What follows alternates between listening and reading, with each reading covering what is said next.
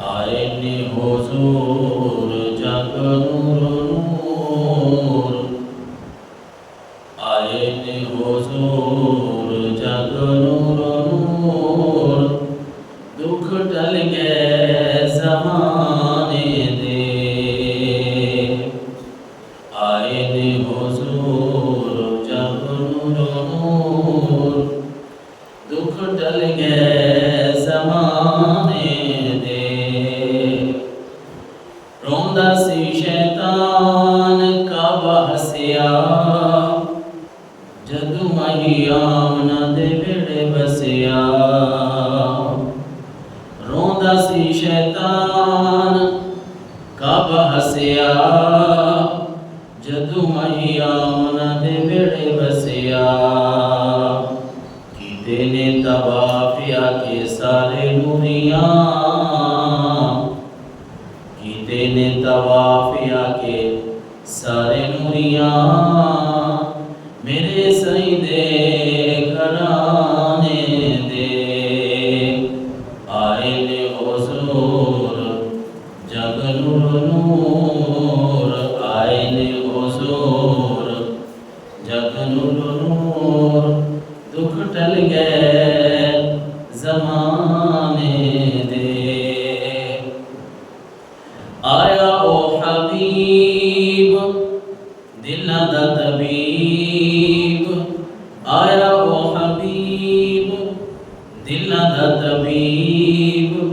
بدلے حضور دے کائنات دے نصیب، بدلے حضور دے کائنات دے نصیب، اسے محبوبی آکے دکھ بڑھن، اسے محبوبی آکے دکھ بڑھن، ہر اپنے بیگانے دے، آئین حضور جگ نور نور، آئین حضور جگ نور نور،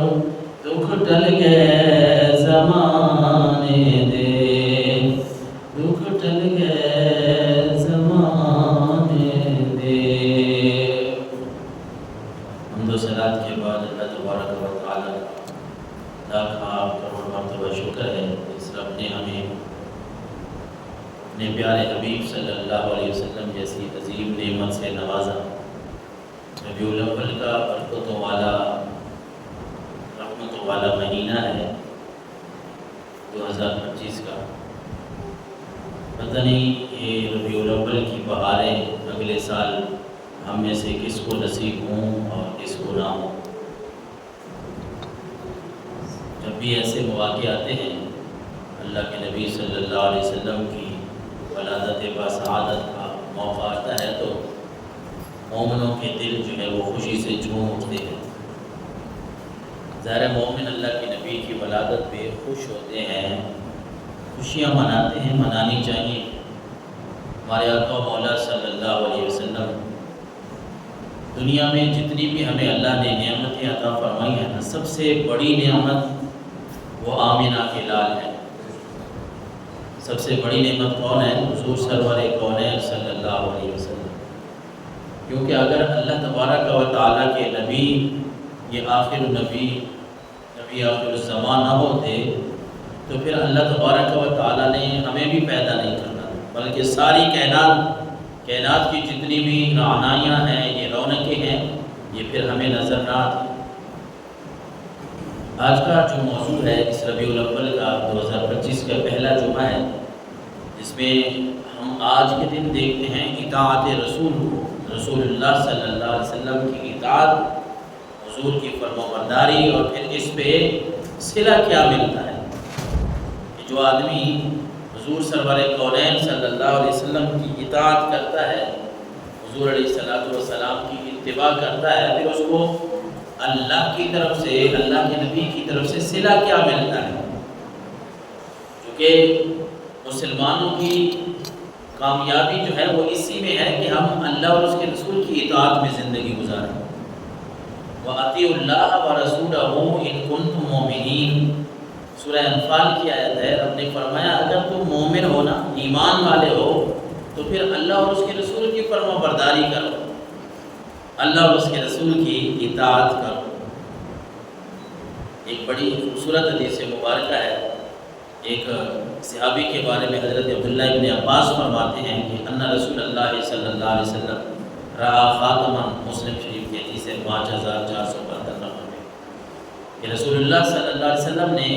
رأى خاتما من ذهب في يد رجل فنازعه فتركه۔ اب اطاعت کیا ہوتی ہے، اللہ کے نبی کی بات کو صحابہ کرام کیسے لیتے ہیں، حضور سرور کونین کی بات کو صحابہ کرام اللہ کے نبی کی بات کو کیسے مانتے ہیں، اس حدیث رسول کو ذرا غور سے سنیں۔ ایک آدمی سونے کی انگوٹھی پہن کے آتا ہے، میرے آقا علیہ السلام نے دیکھا، کیونکہ مرد کے لیے سونے کی انگوٹھی جائز نہیں ہے، تو آپ نے فنازعہ فترکہ، وہ سونے کی انگوٹھی آقا کریم علیہ السلام نے اتاری اور پھینک دی۔ اور سونا جو ہے، ہم اس بات کو سمجھتے ہیں کہ وہ مال و دولت ہے، پیسے ہیں، اور بڑی قیمتی چیز ہے، ہر زمانے میں ہر ماحول میں بڑا قیمتی رہا ہے۔ خیر، اللہ کے نبی نے اس صحابی کے ہاتھ سے انگوٹھی کو اتارا، پھینک دیا، اور آپ صلی اللہ علیہ وسلم نے ایک جملہ بولا جو ہمیں بھی یاد رکھنا ہے، ہماری تربیت کے لیے بھی ہے، کہ یعمد احدکم الی جمرۃ من نار فیجعلھا فی یدہ، کہ تمہیں کیا ہو گیا ہے کہ تم اپنے ہاتھ میں آگ کا انگارہ لیے پھرتے ہو۔ میں دیکھتا ہوں کہ کوئی ایسے لوگ ہیں تم میں سے جو اپنے ہاتھ میں آگ کا انگارہ اٹھا کے پھرتے ہیں۔ یعنی سونا چونکہ مرد پہ حرام ہے اس طرح پہننا، تو اللہ کے نبی کا مقصد یہ ہے اپنے صحابہ کی تربیت کرنے کا کہ اگر تم سونا پہنو گے ہاتھ میں تو یوں سمجھ لو کہ آگ کا انگارہ تم نے ہاتھ میں اٹھایا ہوا ہے۔ اچھا خیر، آپ صلی اللہ علیہ وسلم نے وہ انگوٹھی جو ہے وہ پھینک دی۔ تھوڑی دیر کے بعد یہ مجلس برخاست ہو گئی، حضور علیہ السلام اپنے گھر تشریف لے گئے جہاں آپ نے جانا تھا۔ جو باقی لوگ بیٹھے تھے، فقیل للرجل بعد ما ذهب رسول اللہ، حضور کے جانے کے بعد کسی نے کہہ دیا خذ خاتمک انتفع بہ، کہ اللہ کے بندے یہ اپنی سونے کی انگوٹھی ہے، اس کو اٹھا لے، انتفع بہ، اس سے تھوڑا نفع اٹھا لینا۔ اللہ کے نبی نے پہننے سے منع فرمایا ہے نا، مال تو ہے، دولت تو ہے، پیسہ ہے، لہٰذا یہ سونے کی انگوٹھی اللہ کے نبی نے تو آپ کو پہننے سے منع کیا ہے نا، انتفع بہ، اٹھا لے اور اس سے نفع اٹھا لے، پکڑ لے۔ لیکن وہ صحابی تھا، اور اطاعت کس چیز کا نام ہے؟ ایک آج ہم ہیں جس ماحول سے ہم گزر رہے ہیں، اور ہم اللہ کے نبی کی کتنی اطاعت کرتے ہیں یہ بھی ہمارے سامنے ہے۔ اور یہاں صحابی کے الفاظ دیکھیں کہ جب اسے دوسرے لوگ کہتے ہیں آپ اٹھا لے اور اس سے کچھ نفع اٹھا لینا، وہ کہتے ہیں لا واللہ لا آخذہ ابدا، لا آخذہ ابدا وقد طرحہ رسول اللہ۔ لوگوں یاد رکھو، بات تمہاری ٹھیک ہے، سونا ہے، نفع اٹھانے کے قابل ہے، پیسے ہیں میرے،